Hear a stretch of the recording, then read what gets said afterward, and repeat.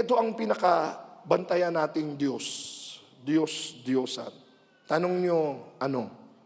Actually, hindi sino? Ito. Sarili. Ay, teka ha? Kailangan maniwala ka sa sarili mo. Tama yung I believe in me. Dapat may tiwala ka sa sarili mo.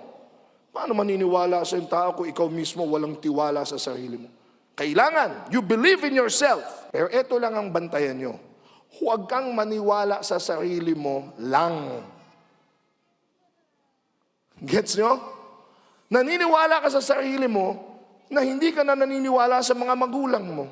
Ay hindi, mayroon na akong sariling isip. Baka maganda yung sinasabi ng magulang. Hindi ka na naniniwala sa mga elders mo. Hindi ka na naniniwala sa sinasabi ng Diyos. Uy. Napakahirap mabuhay sa mundo ngayon. Kanya-kanya ng paniniwala, kanya-kanya ng karapatan. Ay, basta ito, karapatan ko. Ito ang paniniwala ko. Kaya lagi ko sinasabi, mahalaga yung rights mo. Pero di ba mahalaga din yung to do what is right?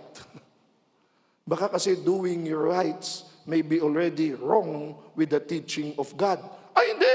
Iba yung salita ng Diyos, iba yung paniniwala ko. Ingat tayo dyan. Lalong-lalo sa mga kabataan, turuan natin. Turuan natin maniwala sila sa sarili nila, pero maniwala pa rin sa mga taong dapat nilang pakinggan. Amen? Mga magulang, mga teachers, mga pare, mga mother, mga pastor, mga nagtuturo at makinig sa salita ng Diyos. Hindi lang sa dikta at salita ng mundo o ng sarili. Kaya uulitin ko, the Lord is one, sabi ng Shema.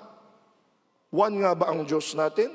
O marami ng kaagaw ng ating mind, heart, soul, and strength?